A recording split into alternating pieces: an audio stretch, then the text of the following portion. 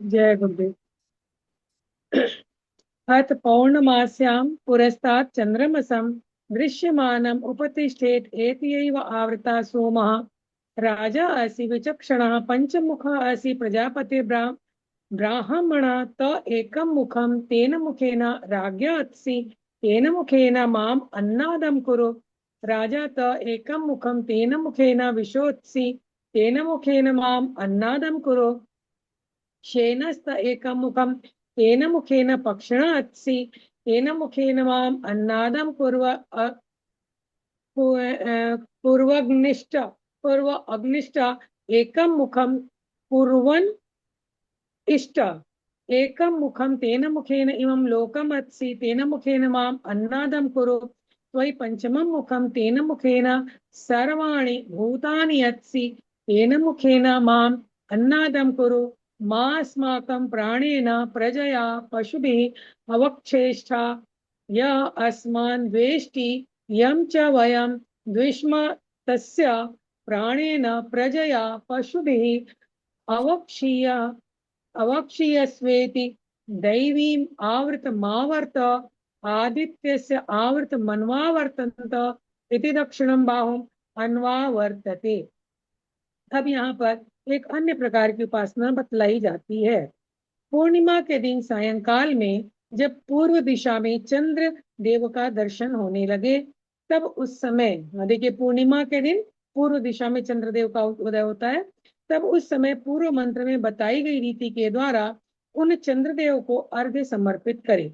उपस्थान के समय निम्नांकित मंत्र का पाठ करना चाहिए। सोमो राजा से विचक्षण आदित्यस्य आवर्त मनवा वर्तंत। अच्छा, ये देखिए ऊपर में लिखा हुआ है, काफी बड़ा सा है। सोमो राजसी विचक्षणा पंचमुखासी प्रजापति ब्राह्मण तो एकम मुखम तेन मुखेन राग्योत्सी तेन मुखेन माम अन्नादम कुरु बहुत बड़ा सा है। वहां तक पढ़ना है, कहाँ तक? आदित्य से आवृतम मनवा तक। ठीक है।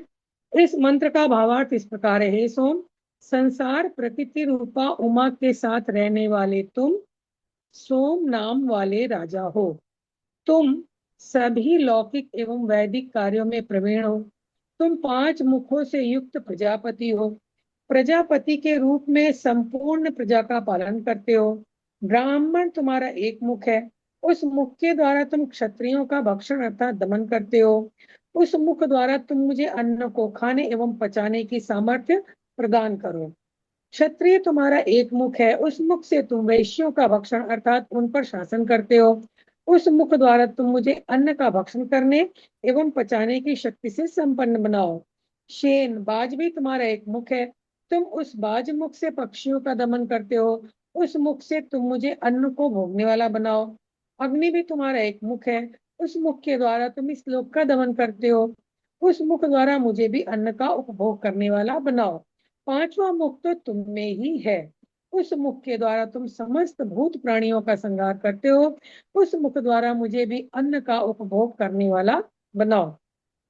आज इस चीज को अच्छे से समझिएगा, मेरे तो समझ से दीदी बाहर है। प्रणाम। हाँ जी। तुम मेरे प्राण, संतान एवं पशुओं से हमें कमजोर न करो, वरन हमसे जो द्वेष भाव रखते हो तथा जिससे हम द्वेष रखते हैं उसे संतान, प्राण और पशुओं से नष्ट करो। मैं मंत्राधिपति देवता का एवं तुम्हारी संचरण क्रिया का अनुसरण करने वाला हूँ। इस प्रकार से उपर्युक्त मंत्र का पाठ करते हुए दाहिनी भुजा को बारंबार घुमाए तथा बाद में भुजा नीचे कर ले। ये एक क्रिया है। अथ संवेश्य अंजा अंजायायै हृदयम, ये शायद हम पढ़ चुके हैं। हृदयम अभिमृशेत यत्ते सुसीमे हृदये हितमन्तः प्रजापतो मन्येऽहं माम तद विद्वांसं तेन मा अहम पौत्रम अगम रुदम इति न ह अस्मात् पूर्वाः प्रजाः प्रैतीति। इस प्रकार से सोम की प्रार्थना करने के बाद गर्भाधान के लिए पत्नी के पास बैठने से पहले उसके हृदय का स्पर्श करे। उस समय नीचे लिखे मंत्र का पाठ करे। मंत्र इस प्रकार है। यत्ते सुसीमे डैश पौत्र मगम रुदम, ये इसी ऊपर जो हमने पढ़ा उसी में है। इस मंत्र का भाव इस प्रकार है। हे सुंदर सीमंत यानी मांग वाली सुंदरी, तुम सोम रूप वाली हो। इसीलिए आप लोग को क्लास 8 की संस्कृत में पढ़ा था ना, सीमंतिनी यानी स्त्री, आपने पढ़ा होगा। सीमंत यानी सुंदर मांग वाली, ठीक है। तुम सोम रूप वाली हो, तुम हृदय प्रजा प्रजा संतति, तुम्हारा हृदय प्रजा यानी संतति का पालक है। उसके अंदर जो सोम मंडल की तरह अमृत राशि यानी दुग्ध निहित है, उसे मैं जानता हूँ। अपने को मैं उसका पूर्ण ज्ञाता मानता हूँ। इस सत्य के प्रभाव से मैं कभी पुत्र से संबंधित शोक से न रोऊं, अर्थात मुझे पुत्र का शोक कभी भी न झेलना पड़े। इस तरह की प्रार्थना करने से साधक के संतान की मृत्यु नहीं होती। अतः प्रोष्यायन पुत्रस्य मूर्धानम अभिमृशेत्, अंगात अंगात संभवसि, हृदयात अधिजायसे, आत्मा त्वं पुत्र माविथ, स जीव शरदा शतम असौ इति नाम नाम अस्य गृह्णाति। अश्मा भव परशुः भव हिरण्यम हिरण्यमस्त्रितं भव तेजो वै पुत्र नामासि स जीव शरदा शतम असौ इति नाम अस्य गृह्णाति। येन प्रजापतिः प्रजाः पर्यगृह्णात् अरिष्ट्यै, तेन त्वा परिगृह्णामि असौ इति नाम अस्य गृह्णाति। अथ अस्य दक्षिणे कर्णे जपति अस्मै प्रयन्धि मघवन् ऋषि मघवन् ऋजीषिनीन्द्रः श्रेष्ठानि द्रविणानि धेहि इति सव्यमाच्छित्ताः मा व्यथिष्ठाः शतं शरद आयुषो जीवपुत्र ते नाम्ना मूर्धानम् अवजिघ्रामि असौ इति त्रिमूर्धानम् अवजिघ्ने त्वा हिंकारेणाभे हिंकरोमि इति त्रिमूर्धानमभे हिंकुर्यात्। इसके पश्चात अब दूसरी उपासना का वर्णन करते हैं। प्रदेश में रहकर वहां से वापस आया हुआ व्यक्ति अपने पुत्र के मस्तक का स्पर्श करते हुए निम्न मंत्र को पढ़े। अंगात अंगात संभवसी से लेकर शरदः शतम असौ, ये ऊपर में दिया हुआ है। मंत्र का अर्थ है, अमुक नाम से युक्त हे पुत्र, तुम नरक से पार करने वाले हो। तुम मेरे अंग प्रत्यंग से उत्पन्न हुए हो, मेरे हृदय से तुम्हारा प्राकट्य हुआ है। तुम स्वयं मेरे ही आत्म स्वरूप हो। तुमने ही हमारी यानी हमारे वंश की रक्षा की है। हे पुत्र, तुम शतायु हो। यहाँ असौ की जगह पर पुत्र के नाम का उच्चारण करना चाहिए और साथ ही नामोच्चारण के समय निम्न मंत्र का पाठ करना चाहिए। अश्मा भावा से लेकर शतम असौ यहाँ तक। इसका भावार्थ इस प्रकार है, हे वत्स, तुम पत्थर कुठार एवं बिछा हुआ स्वर्ण बनो, अर्थात तुम्हारा शरीर पत्थर की तरह सुगठित, बलवान, स्वस्थ एवं निरोग बने। तुम कुठार के सदृश शत्रुओं का दमन करने वाले तथा सुवर्ण राशि की तरह सभी के प्रिय बनो। समस्त अंग अवयवों का सारभूत संसार वृक्ष का बीज रूप जो दिव्य तेज है, हे पुत्र, वह तेज तुम ही हो। तुम 100 वर्षों तक जीवित रहो। यहाँ पर फिर से असौ के स्थान पर पुत्र का नाम लेना चाहिए, साथ ही निम्न मंत्र का पाठ भी करना चाहिए।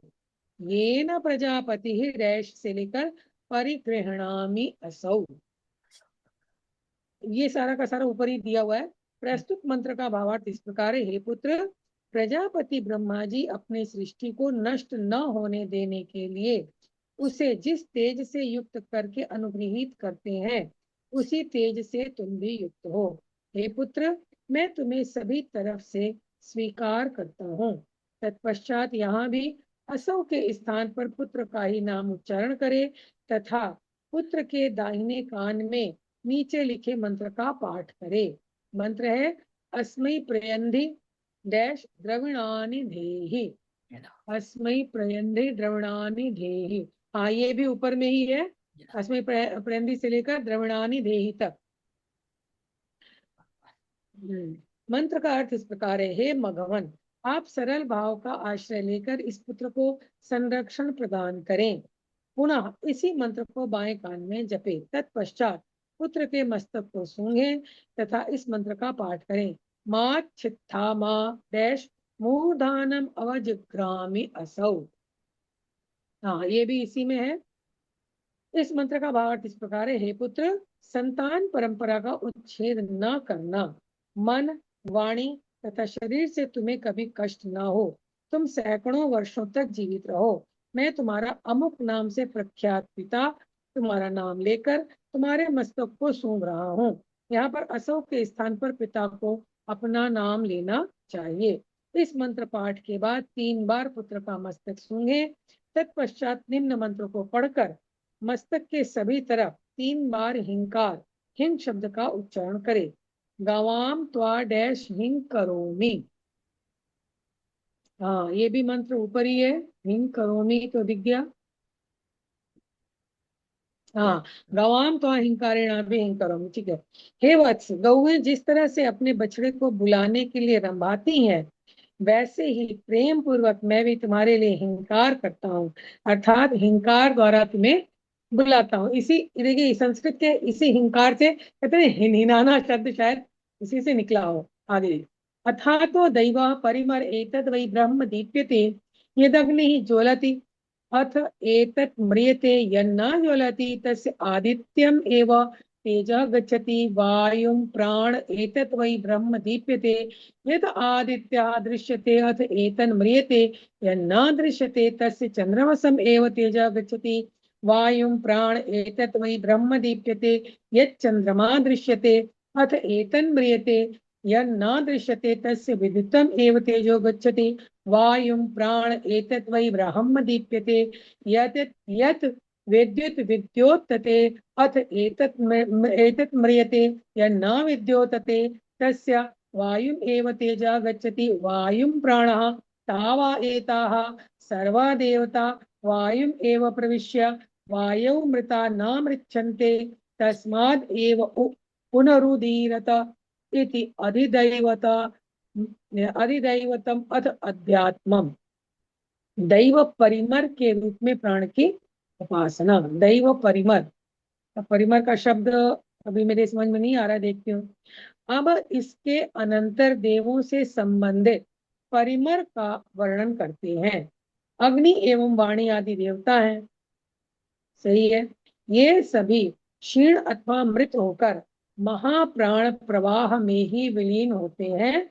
इस ब्रह्म रूप प्राण को ही यहाँ पर परिमर कहा गया है। अच्छा, अग्नि एवं वाणी आदि देवता है और ये सभी क्षीण अथवा मृत होकर महाप्राण प्रवाह में ही विलीन होते हैं। इस ब्रह्म रूप प्राण को ही यहाँ पर परिमर कहा गया है। बहुत अच्छे। यहाँ यह जो प्रत्यक्ष रूप में अग्नि प्रज्वलित है, इस रूप में स्वयं ब्रह्म ही प्रकाशित हो रहा है, सही है। जब अग्नि नहीं जलती है तब उस मृत अर्थात बुझी हुई अग्नि का तेज सूर्य में ही विलीन हो जाता है। इस प्रकार सूर्य जब दृष्टिगोचर नहीं होता तब उसका तेज वायु और प्राण में विलीन हो जाता है। ओ, यह जो चंद्रमा दृष्टिगोचर हो रहा है, निश्चय ही इस रूप में ब्रह्म ही दीप्तिमान हो रहा है। चंद्र जब दृष्टिगोचर नहीं होता तो चंद्र का तेज भी प्राण एवं वायु को प्राप्त हो जाता है। यह जो विद्युत कौंध रही है, निश्चय ही उस रूप में ब्रह्म ही प्रकाशित हो रहा है। जब यह नहीं कौंधती है तब मानो यह मृत्यु को प्राप्त हो जाती है। उस समय विद्युत का तेज वायु एवं प्राण को प्राप्त हो जाता है। ये सभी प्रसिद्ध अग्नि, सूर्य, चंद्रमा एवं विद्युत स्वरूप सभी देवगण प्राण में प्रविष्ट होकर स्थिर रहते हैं। वायु अर्थात आदि दैवी प्राण में विलय को प्राप्त होकर वे विनष्ट नहीं होते, वरन पुनः उस वायु से ही उनका प्राकट्य होता है। इस तरह से यह आदि दैविक दृष्टि हुई। अब आध्यात्मिक दृष्टि बतलाई जाती है। चलिए, अब इसको हम देखें, अभी हमारे पास समय है। कहते हैं अब जैसे हम लोग पूर्णिमा का व्रत करते हैं और पूर्णिमा के व्रत वाले दिन हम क्या करते हैं, सायंकाल को जाके उसको अर्घ्य देते हैं। तो उसको अर्घ्य देते समय उसको अर्घ्य देने हैं जैसे हम, तो उसमें प्रार्थना करता है। प्रार्थना क्या करते हैं कि तुम कौन हो। इस समय सूर्य को यहाँ पे, सॉरी, चंद्रमा को यहाँ पर क्या बोला, राजा, सोम नामक राजा बोला गया इसको, सोम नामक। ठीक है। अब पिछले वाले मंत्र में हमने किसको अर्घ दिया था, सूर्य देव को अर्घ दिया था। ठीक है, सूर्य को दिया था यहाँ पर, ये नहीं, यहाँ हाँ पर भी दीदी, क्या दिया था। जी दीदी, हेमलता दीदी बोलिए। दीदी हमें भी यह समझ में नहीं आ रहा है, हम तो ठीक है। प्रयास कर रहे हैं। जी दीदी। लेकिन बड़ा ही भेग में लिखा हुआ है, अभी लगता है अभी और पढ़ेंगे दीदी तो ये नहीं नहीं समझ दीदी, में आ जाएगा आएगा। इसको, आ जाएगा, बिल्कुल आ जाएगा। हाँ देखिए अभी 9 नंबर को देखिए, यही मैंने है। एक एक अक्षर को लिखा है एक्चुअल तो मैंने। अब देखिए इसको हमने देखा अर्थ। मैं हिंदी पूरा एक एक अक्षर नहीं ले रही, लेकिन इसको देखें तो कहते हैं, इसको मैं ऐसे पढ़ के सुना देती हूँ, इसको समझा देती हूँ। ठीक है, लैंग्वेज नहीं चलते। हाँ जी। कहते हैं जब पूर्णिमा के दिन पूर्व दिशा में आपको चंद्रमा दिखाई दे, तब उसकी हम उपासना करें। तो उसमें जो है ये जो हम बोलते हैं यहाँ पे, सोम राजा, सोम राजा किसको बोला, चंद्रमा को बोला। हे सोम, तुम राजा हो, तुम कैसे हो, विवेकशील हो, जानकार हो, कुशल हो। तो ये संबंध, सोम किसको बोलते हैं, सोम बोलते हैं रस को, ओज को, शीतलता को, मन को भी सोम बोला गया, वनस्पतियों को, अन्न और पोषण को। सोम, सोम राजा, वो इन सबको देने वाला सोम है। चंद्रमा के माध्यम से ही वनस्पतियों में प्राण आता है। आप सभी जानते हैं वनस्पतियां जो हैं वो देने वाली बन जाती हैं चंद्रमा के कारण ही। तो वो सोम की यहाँ पे प्रार्थना की गई। अब जो है यहाँ पे सोम के 5 मुख बताए गए। यहाँ पे तुम 5 मुख वाले हो। अब 5 मुख क्या हो गए, जैसे हम 5 कोशों की बात बोलते हैं, 5 मुख मैंने 5 एंट्री डोर्स, 5 दरवाजे हैं जिसे हम भोजन खाते हैं। 5 चीजों को हम कंट्रोल में कर लेते हैं। खाना मतलब एक कंट्रोल के, कंट्रोलिंग सेंटर जिसको हम बोलेंगे। अब पहला कंट्रोलिंग सेंटर जो है ब्राह्मण, एक बताया। ब्राह्मण तुम्हारा एक मुख है। मुख का मतलब एक सेंटर है, एक तुम्हारी कंट्रोल करने की पावर है, एक शक्ति है। अब किसी चीज को मैं मुंह से पकड़ लेती हूँ तो ये शक्ति हो गई। अब कहते हैं पहले मुख से तुम क्या करते हो, क्षत्रियों का भक्षण करते हो। भक्षण मतलब यहाँ पे क्षत्रियों को खा नहीं जाते, उनके ऊपर जो ब्राह्मण है वो ही क्षत्रियों पर अपना कंट्रोल करता है। उदाहरण लेते हैं, जैसे भगवान राम के पास ऋषि वशिष्ठ और ऋषि विश्वामित्र उनके पास रहते हैं। भले ही शासन राम कर रहे हैं, लेकिन देखा जाए तो आज्ञा कौन दे रहा है, वहां पर वशिष्ठ गुरु से पूछकर ही वो शासन करते हैं। अगर वो वशिष्ठ से पूछकर, जो भी क्षत्रिय समाज है, अगर ब्राह्मण से ज्ञान लिए बिना शासन करेगा तो वो अंत की ओर जाएगा, ये निश्चित रूप से है। धर्म जो है राजनीति के ऊपर रहे, राजनीति के अंडर नहीं रहे। जब धर्म जो है राजनीति से नीचे आ जाता है, तब अपने देश का, अपने राज्य का, अपने समाज का, अपने परिवार का पतन होने लग जाता है। इस बात को हम समझें। तो यहाँ पर जो है क्षत्रिय को वो कंट्रोल करता है, कौन, ब्राह्मण, अपने ज्ञान से उसको करता है। अब जो क्षत्रिय जो है वो वैश्यों का भक्षण करता है, वैश्य को खा नहीं जाता। अर्थात क्या हो गया, वैश्य का मतलब समाज के अंदर व्यवस्था कौन लाता है, क्षत्रिय लाता है। एक राजा जो है राज के सिंहासन पर, एक मुखिया जो घर के आसन पर हमने बिठाया है, उसका अर्थ है कि वो समाज की व्यवस्था को बना के रखे। अगर वो नहीं बनाता तो दूसरे लोग आ जाते हैं उस पर शासन करने के लिए। हमारी व्यवस्था डगमगाई तो ब्रिटिश साम्राज्य ने हमारे ऊपर आकर शासन कर लिया। तो जो है क्षत्रिय ने अपना काम पूरा नहीं किया तो समाज में व्यवस्था गड़बड़ा जाएगी। तो वैश्यों का भक्षण करना अर्थात उनको उनको समाज के अंदर अपनी व्यवस्था को बना के रखना, ये ब्राह्मण का मुख हो गया। और उसके बाद राजा का मुख हो गया। और उसके बाद अब जो आता है एक पक्षी का मुख। पक्षी के अंदर क्या आता है कि बाज के मुख से तुम पक्षियों पर नियंत्रण करते हैं। बाज जो है एक ऐसा पक्षी है जो नीचे नहीं चलता, नीचे नहीं उड़ता, वो सबसे ऊपर आसमान में सबसे ऊपर उड़ता है। जो है उसके द्वारा वो है, बाज को एक बड़ा महत्वपूर्ण पक्षी यहाँ पे बोला गया। और वो अन्य पक्षियों के ऊपर नियंत्रण करने वाला, अधिकार करने वाला। तो ये जो है चंद्रमा जो है, जिसकी हमने 5 मुख बताए, वो केवल मनुष्य जगत में ही नहीं, पक्षी जगत और प्राणी जगत में भी पोषण देता है, उनको गति प्रदान करता है। तो ये जो है अगला जो मुख आता है वो 5वां मुख। अगला एक और मुख आता है अग्नि। अग्नि के द्वारा तुम जो है, हम एक मुख है जिससे तुम क्या है इस लोक का दमन करते हो। और मुझे भी अन्न का उपभोग करने वाला बनाओ। ये लाइन भी 5 बार आई है इसी श्लोक के अंदर। अब देखिए, अब इसके अंदर अग्नि, अग्नि की महत्ता को समझें। अग्नि, अगर हमारे पेट के अंदर अग्नि ना हो या मंद अग्नि हो तो क्या भोजन पचता है? तभी बोलते हैं भोजन के बीच में, भोजन से पहले भर के पानी पी लेना, बाद में बहुत सारा पानी पी लेना, तो उससे क्या होगा? अग्नि मंद हो जाएगी, बोलते हैं ना। तो अंदर की अग्नि, और अगर बाहर अग्नि नहीं है तो भोजन बाहर भी हम पकाते हैं, उसको भी सॉफ्ट करते हैं भोजन को। तो वो अग्नि जो है वो बाहर भी और अंदर भी हमारे अन्न को पचाती है। इसलिए चंद्रमा और अग्नि दोनों का संबंध जो है हमारे मन से और हमारे अग्नि के भोजन के पाचन से जोड़ा गया है। और 5वां मुख जो है वो है तुम्हारा भीतर का 5वां मुख, ठीक है। अब उसके द्वारा जो है समस्त भूत प्राणियों का संहार करते हो, अर्थात अपनी सारी अपनी शक्ति से सभी जीवों को, सभी वनस्पतियों को, सभी प्राणियों को तुम पोषण देते हो। और मुझे भी ऐसा ही अन्न का उपभोग करने वाला बनाओ। अन्न है मेरे पास लेकिन मेरी पाचन शक्ति नहीं है, तो अन्न किस काम का? मुझे ऐसा ही बनाओ कि मैं अन्न को खा भी सकूं, पचा भी सकूं, उपजा भी सकूं। तो इस रूप से यहाँ 5 बार ये लाइन आती है, ठीक है। इसको हम पढ़ लेंगे। अब जो है इसके बाद जो है, इसके बाद उसके बाद आता है कि मुझे भी ऐसा बनाओ। उसके बाद अपने हाथ को ऊपर उठाने की बात की गई है, लेकिन उससे पहले एक लाइन आई है कि मुझे कमजोर ना करो।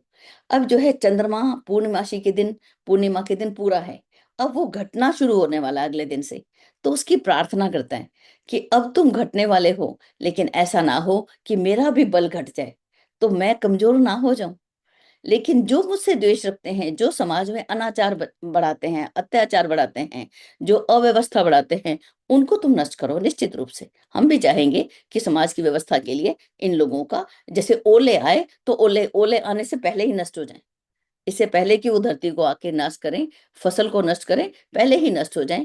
तो जो हमसे द्वेष भाव रखते हों, जो संसार का अकल्याण करने वाले हैं, उनको निश्चित रूप से नष्ट करो। ये प्रार्थना कि जो क्षीण होने वाला है, जो तुम्हारा रूप अब घटने वाला है, तो उसमें हम ना घटें, वो लोग घटें, वो जो समाज पर अव्यवस्था करते हैं। इस प्रकार से दाहिनी भुजा को बारंबार घुमाकर हम इसे करें। तो बारंबार घुमाने का मतलब है कि मैं देवताओं की गति का अनुसरण करता हूं, जैसे कि हम परिक्रमा करते हैं, उस परिक्रमा के रूप में हम लेते हैं कि साधक जो है दाहिनी भुजा को घुमाता है कि मैं देवताओं की शुभ गति, सूर्य की एक जैसे अभी हमने आत्म पूजो उपनिषद में पढ़ा था, एक परिक्रमा का अर्थ क्या हम करें कि हमने मंदिरों में देखा है, कि मैंने तो खूब देखा है कि बहनें 100 कार्तिक के मास में मैंने देखा है खूब, जो मंदिर का है जो उसकी परिक्रमा करने लगती हैं, जो परिक्रमा करने लगती हैं, चक्कर ही चक्कर लगाती हैं। यहाँ पर हमें परिक्रमा का अर्थ क्या बताया? सुनियोजित परिक्रमा, कि जीवन में अभी सुबह उठते ही अपनी एक प्लानिंग कर लें। ये मैंने सीखा था हमारी अहमदाबाद में एक दीदी से। उठते ही आज हमने काम क्या क्या करने हैं उसकी एक लिस्ट बना लें अपनी बुद्धि में। आज मुझे ये काम करने हैं, एक सुनियोजित। आज मुझे उपनिषद पढ़ना है, मुझे संस्कृत पढ़नी है, मुझे घर की ये पोषण की सफाई करनी है, मुझे उन लोगों के लिए खाना बनाना है, मुझे उसके साथ बाजार जाना है। पूरी दिनचर्या जो है सुनियोजित हो जाए, ये परिक्रमा हो गई। ये अपनी दाहिनी भुजा को बार बार घुमाना, बाद में भुजा को नीचे कर लेना, तो ये कर्म कांड के उसमें हम ना उलझें। ये हम इसको देखें। इसके बाद जो है श्लोक नंबर 10 को देखें। ये सरल सार समझ आ गया, ठीक है। इसमें कोई मुझे लगता है दिक्कत नहीं होगी। अब देखते हैं 10वें वाले को देखते हैं। इसके बहुत बाद सुंदर अब दीदी, आया दीदी? हाँ, बहुत सुंदर दीदी। थैंक यू दीदी जी। थोड़ा सा पढ़ती हूँ तो गुरुदेव ताकत दे देते हैं। 10वें को देखिए। अब 10वें के अंदर इसमें इसने शक्ति मांग ली, 5 मुखों को देख लिया, अपने आप को अन्न वाला समझ लिया। अब 10वें मंत्र में अपनी प्रजा का विस्तार करना चाहता है। अपने जैसे वो विवाह के समय गर्भ धारण करने से पहले की अवस्था है कि स्त्री जो है गर्भ को धारण करे, उससे पहले स्त्री के साथ कैसा उसको सम्मान दें, उसको कैसा प्रेम दें, उसको वो यहाँ पे हमें बताया गया।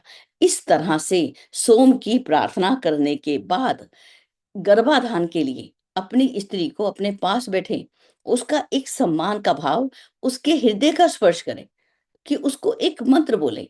एक मंत्र के रूप से उसको बोलता है कि मैं जो है, ये जो है, जो हमारा गर्भाधान प्रक्रिया है, वो एक भोग के रूप में नहीं, एक किसके रूप में, एक आध्यात्मिक जो है प्रजा देने के लिए एक आध्यात्मिक क्रिया के रूप में हम इसको देखें, तो इसको हम जो है हृदय को स्पर्श किया। क्यों हृदय को स्पर्श किया? हृदय से ही हम संकल्प करते हैं, आप मेरे हृदय में वास करती हैं। प्रेम को व्यक्त करना भी यहाँ पे आता है, मन और भाव, ये हृदय को हम बोला गया। तो यहाँ पे जो है स्त्री को वो बोलते हैं कि तुम्हारे हृदय में, उसके हृदय को क्यों छुआ? कि तुम्हारे हृदय में जो शुभ, क्योंकि स्त्री के अंदर ही तो वो शक्ति है जो पालन करती है, वो जो तुम्हारे अंदर जो शुभ, पोषक और अमृतमय तत्व स्थित हैं, उसको मैं स्पर्श करता हूँ, उसको मैं चाहता हूं कि मेरी संतान के अंदर वो आए, उसके लिए इसको स्पर्श किया गया। ठीक है, उसके अंदर जो है, अब यहाँ पर स्त्री के अंदर क्या शक्ति है? तुम्हारा हृदय जो है प्रजा का पालक है। ठीक है, उसको मैं जानता हूं। और उसको बोलता है प्रजापति का अर्थ यहाँ पे क्या देखे? प्रजापति का अर्थ हम समझते हैं प्रजा का पालक, संतान का अधिपति, जो सृष्टि विस्तार की शक्ति, ये हमें इसको देखा।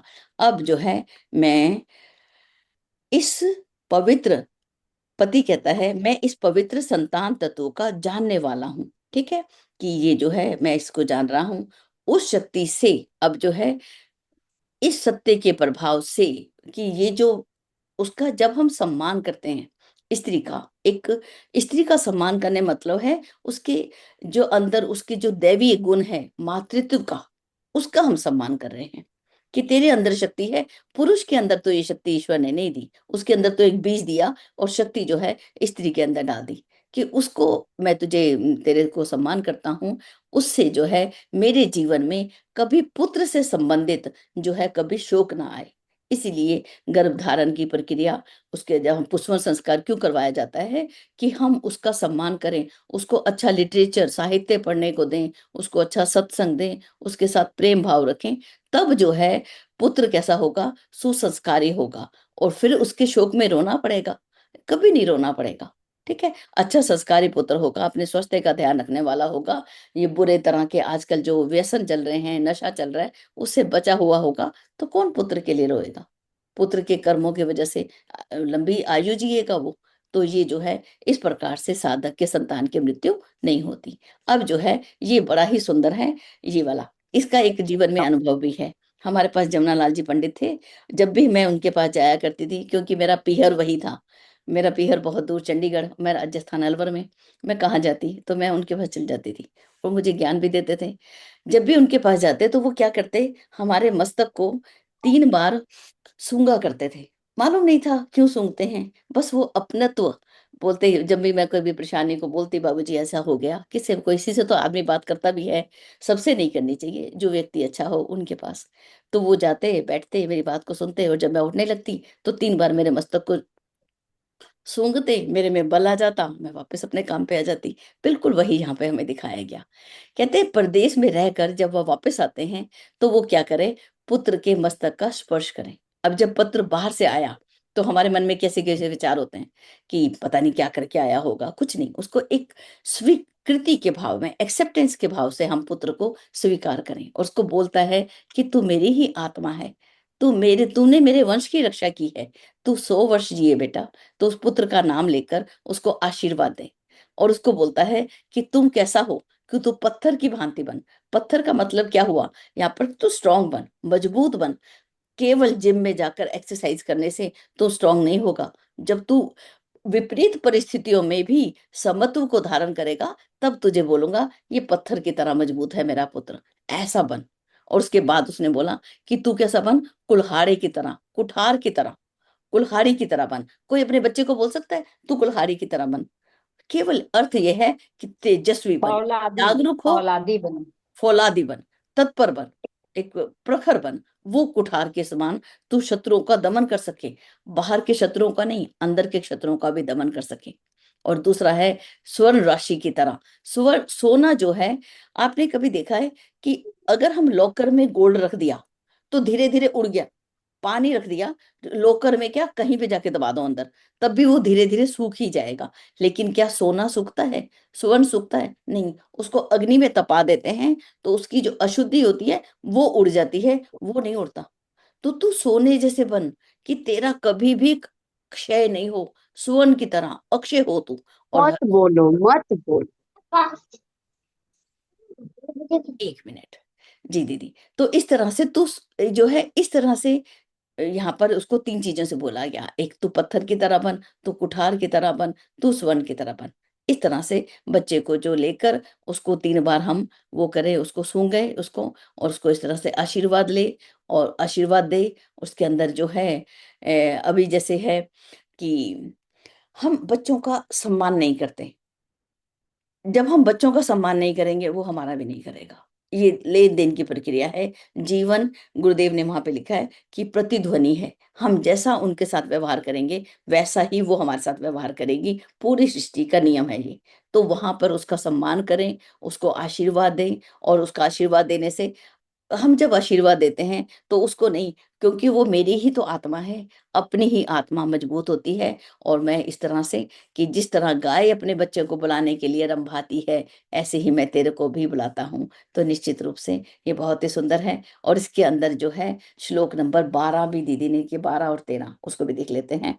12 या 12 पे चलते हैं। दीदी थोड़ी सी पहले मैं कॉपी पे लिख लेती थी, आजकल फोन पे ही रखना शुरू कर दिया है समय की उसकी वजह से।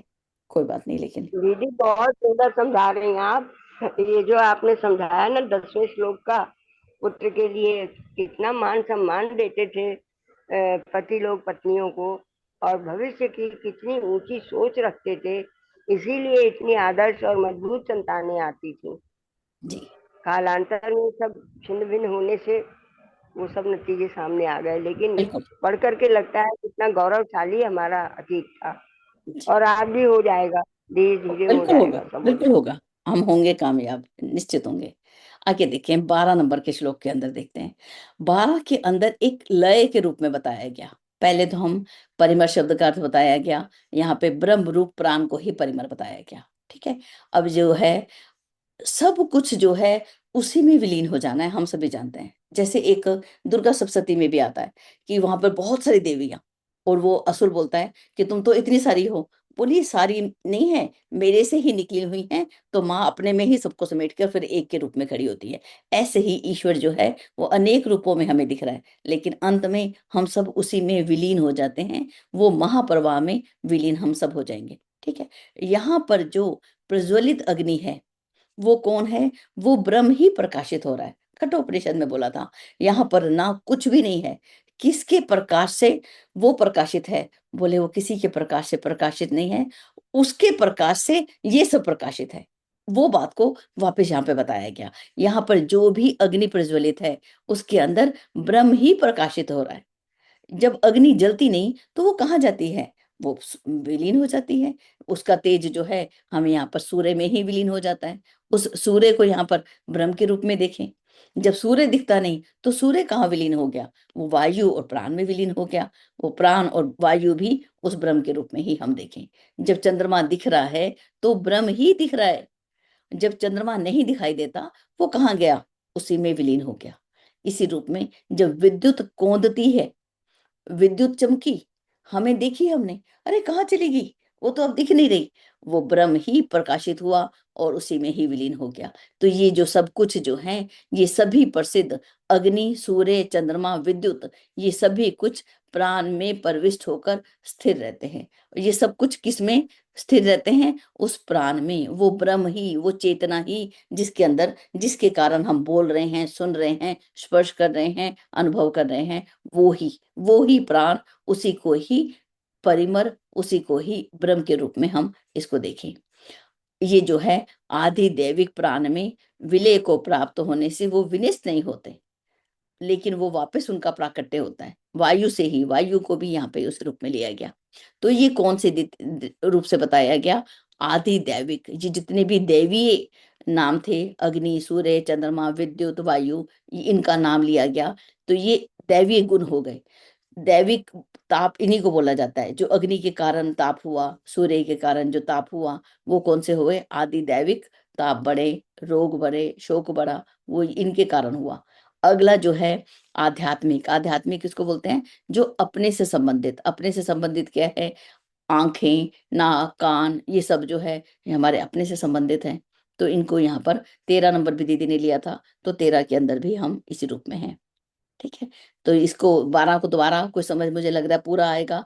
दीपक बुझ गया, अग्नि दिखी नहीं, लेकिन अग्नि तत्व नष्ट हो गया नहीं। दीपक कहाँ गया, उसका प्रकाश कहाँ गया, कहीं नहीं गया, वो यही है, हमें नहीं दिख रहा। अंधेरा कुछ भी नहीं है, केवल प्रकाश का अभाव उस समय वहां पर नहीं है, इसलिए अंधेरा है। अंधेरा अपने आप वास्तव में कुछ भी नहीं है। अब जो है 13 नंबर के सूत्र को हम देखते हैं। कहते 13 में जो है 12 हो गया, 13 नंबर का मत, हाँ, मनुष्य के भीतर। अब मनुष्य के भीतर क्या चीज है, वाणी है, आंख है, कान है, मन, ये सब जो है किसमें, और इंद्रियां, ये सब किसमें लीन हो जाती हैं, प्राण में। दोबारा एक बार और इसमें देखें, ये सब किसमें लीन हुए, वायु में, क्योंकि ये अधिदैविक गुण है। और यहाँ पर ये सब किसमें विलीन होंगे, प्राण के अंदर। ठीक है, अब जो है जब हम शरीर छोड़ते हैं तो ये सब कहाँ विलीन हो गए, सारी इंद्रियां प्राण से जुड़ती हैं और प्राण इनको अपने साथ लेकर चला जाता है, तो वो हमें यहाँ पे बताया गया। ठीक है, अब यहाँ पे बाहर की इंद्रियों का, बाहर की चीजों का आधार वायु है, अंदर की सभी का आधार जो है वो प्राण है। जब मनुष्य वाणी से बोलता है, यहाँ पर सबसे पहले क्या बोलता है, जब वो वाणी से बोलता है तो उस समय कौन बोल रहा है, मनुष्य बोल रहा है, नहीं, वो ब्रह्म ही है। वो जो है ब्रह्म ही वहां पे प्रकाशित हो रहा है। अब दीदी पढ़ रहे थे, कौन प्रकाशित हो रहा था, ब्रह्म ही प्रकाशित हो रहा है। जब चक्षु से कुछ भी दिखाई नहीं देता तो चक्षु का तेज जो है वो यहाँ पे प्राण में ही विलीन होता है। यहाँ पे श्रोत्र में लिखा, ये बहुत गहरा है जो हमें थोड़ा सा समझ आ रहा है, प्राण में ही विलीन हो जाता है। ठीक है, जब हम चक्षु से देखते हैं तो कौन देखा, वहां पे प्रकाशित हुआ ब्रह्म। जब हम कानों से सुनते हैं तो कौन वहां पर प्रकाशित हुआ, ब्रह्म। ठीक है, जब मन से हम मनन करते हैं तब वहां पे कौन घोषित हुआ, ब्रह्म। ठीक है, तो इस प्रकार से जो है ये हम इस रूप को हम इसको समझते हैं। ठीक है दीदी, मुझे लगता है कि ये हमें सबको समझ आया होगा। ठीक है, तो मैं यहीं पर अपनी वाणी को विराम देती हूँ, और मुझे लगता है अभी हमारे पास 10 मिनट हैं। अरे वाह, तो हम इसको और भी चर्चा कर सकते हैं। 1 सेकंड के लिए हम इसको पान। और हम लोग के लिए जी, आसान हो जाएगा। जी मीना दीदी। जी, जय गुरुदेव। दीदी 5 तत्व जो हमने पहला पढ़ा था ना, जो 5 तत्वों की बात हो रही थी, जो भक्षण की थी, तो ब्राह्मण जैसे हमने कहा वो हमारे आज्ञा चक्र का हो गया, क्योंकि वही हमारा ज्ञान समाहित रहता है, वही हमारी वितम्बरा प्रज्ञा होती है। और उसके बाद जो ये वाणी का आया या हृदय का आया, धीरे धीरे करके हम नीचे के कोश, उसमें मतलब नीचे वाले कोश हमारे सारे आज्ञा चक्र में जाके विलीन होते हैं, जहाँ सिर्फ 3 ही सत्ता बचती है, एक ईश्वर, जीव और प्रकृति। और उससे ऊपर जो सहस्त्रार है, जो आज आपने अभी स्पष्ट किया ना, कि दिया बुझने के बाद भी वो कहाँ विलीन हो गया, तो जिस चिदाकाश की बात बाबूजी बार बार करते हैं कि वहां कोई प्रकाश नहीं है, वहां एक धुंधलका रहता है, लेकिन वहां अखंड शांति और अथाह आनंद, अखंडानंद है, जिसको हम शिवो हम संज्ञा भी देते हैं। तो सारा ये बताया उन्होंने हमारे सामान्य, जैसे आपने व्यवहारिक ज्ञान दिया, तो उसी को जोड़ जोड़ के अगर हम जाएंगे, और ये जो यात्रा कह रही है ना, उत्तरार्ध से दक्षिण दक्षिणार्ध में जाने की, बार बार बाबूजी बताते हैं कि अपने सहस्त्रार्ध से मूलाधार में और मूलाधार से सहस्त्रार्ध में जाइए, तो यही चक्रों का जागरण, या हम कहें कि 5 तत्वों पर हमारा नियंत्रण, और इन्हीं 5 तत्वों से हमारी 5 कर्मेंद्रियां बनी है, फिर 5 ज्ञानेंद्रियां बनी है। तो ये जो हमारी इंद्रियां, हम कह रहे हैं ना, शब्द स्पर्श रूप रस गंध, इन पर जब हमारा नियंत्रण हो जाता है तो हम उस ब्राह्मणत्व को प्राप्त करते हैं, उस ऋतंबरा प्रज्ञा से युक्त होते हैं। तो बड़ी लंबी यात्रा है। तो सामान्य जीवन क्रम में हम यहीं से सीखते हैं, जो संयम आता है, धैर्य आता है अपने पारिवारिक जीवन में, जैसे आपने एग्जाम्पल्स दिए, अपने पुत्र के साथ, अपनी पत्नी के साथ, अपने सामाजिक कर्तव्यों का निर्वाह करते हुए, और अपने ये जो कर्तव्य हैं, तो इस प्रकार सीखते हुए हम आगे आगे बढ़ते चले जाते हैं, और फिर उस स्थिति में पहुंचते हैं। वहां भी हम ईश्वर के साथ, जो बीच बीच में बात आ रही थी, इस परम तत्व को हम हमेशा याद रखें, उस परमानंद को या परमात्मा को, जिससे ये सब कुछ उत्पन्न, जैसे आपने कहा, सब उसी में विलीन हो जाते हैं। तो एक अद्वैत तो वहीं जाके उसमें सब कुछ उसी में विलीन होगा। तो सब में आप ही की कथन है, हर में हर को देख। तो हर में आज जैसे फूल तोड़ रही थी, भाव आया मुझे कि आपको आप ही के लिए अर्पण करने जा रही हूँ, उन्हीं के दिए हुए हैं। ऐसे ही अपने आप से आया, मैंने कहा आपका जीवन भी सार्थक और मेरा भी आपके माध्यम से। तो सच बात तो यही है दीदी कि धीरे धीरे ये हमारे श्रद्धेय बाबू जी हैं, जो ये दृष्टि हमें प्रदान कर रहे हैं। तो धीरे धीरे धीरे बहुत, मतलब धीरे ही सही, लेकिन प्रगति जरूर हो रही है। वो हमें आता है कि हम तो तोड़ लाए, पहले तो पैसों से ले लेते थे, लेकिन जब उसको तोड़ते हैं तो मन में एक भाव तो आता है, एक संवेदना उत्पन्न होती है। लेकिन फिर यही रहता है कि आप यहाँ खिले। एक मेरे ना बालकनी में पत्थर के बीच में से एक पौधा निकल आया दीदी।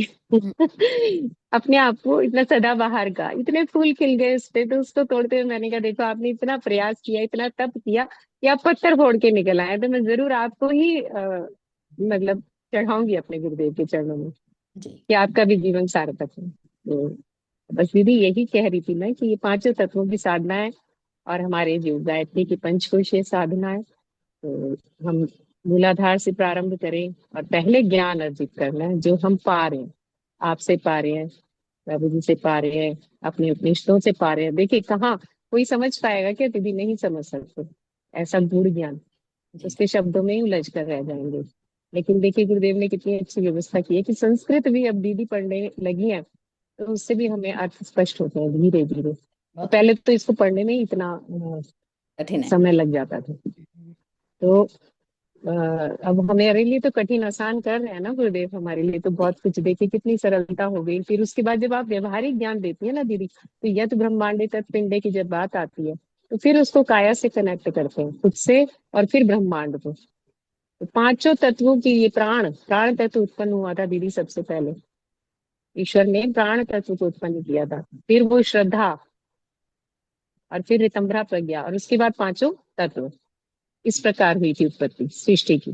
जी तो प्राण का अर्थ, जो आपने कहा कि प्राण नहीं होंगे, तो प्राण तो हर जगह चाहिए। और जो आपने अग्नि की बात भी की ना, तो सब जो हमने जाना था कि अग्नि तो उसमें कहाँ से आया, पर ब्रह्म के कारण आया। वही उपनिषद अब, क्योंकि ये तो ब्रह्म ज्ञान है ना दीदी, तो पिछले उपनिषदों का सार भी इसमें निकल निकल के आ रहा है। जी तो यही चीजें हैं कि उनकी, जो उनके अंदर है, अग्नि अग्नि क्यों है, वायु वायु क्यों है, उनकी जो शक्तियां हैं वो पर ब्रह्म की शक्ति या प्राण की शक्ति के कारण है। जी तो धन्यवाद, सभी को प्रणाम। और प्रणाम। ये निरंतर चिंतन मनन करते